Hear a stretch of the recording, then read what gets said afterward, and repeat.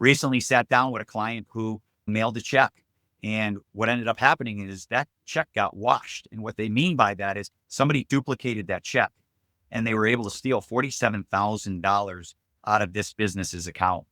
Not only stop there, they then were able to get into that account and wire money away from that account, which they stole an additional $25,000.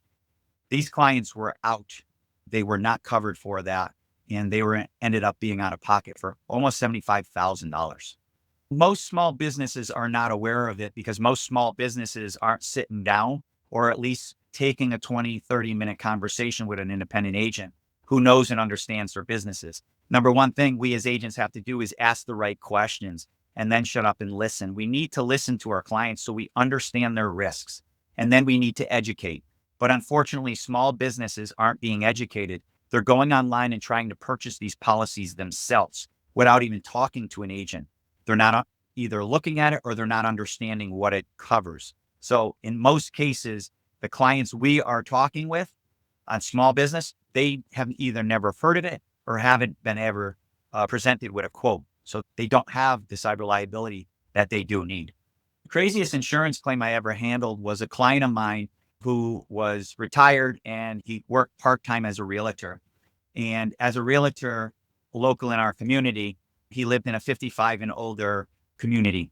And he decided to go for a walk on a Saturday. He was going to go see his granddaughter at the high school. And as he was walking, he was struck by a motorcyclist. They were both killed.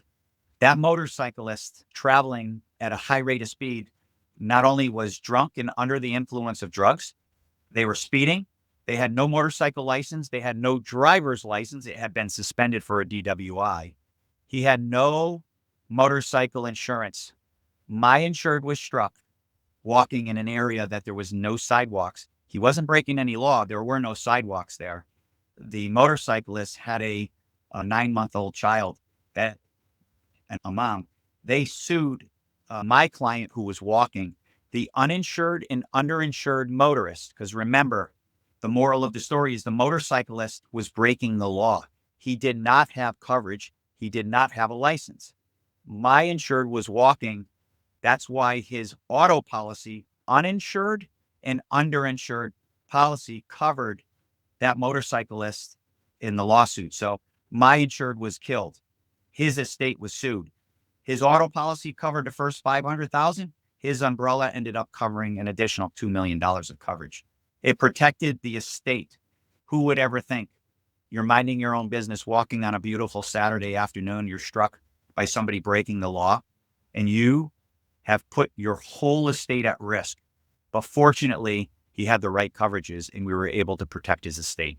The online portals or online quoting systems are good, but they leave a lot out because the moral of the story is, how do we get to you, the prospect, and listen to your story? We need to ask a lot of questions. It's almost like we're an investigator trying to figure out all the things that you do. That's what AI doesn't do. And that is also what these online rating systems don't do.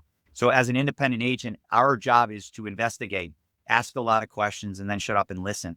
Evaluate your answers so that we can provide answers and solutions to possible problems if you have a claim. Our job is to protect you and your assets and your future income.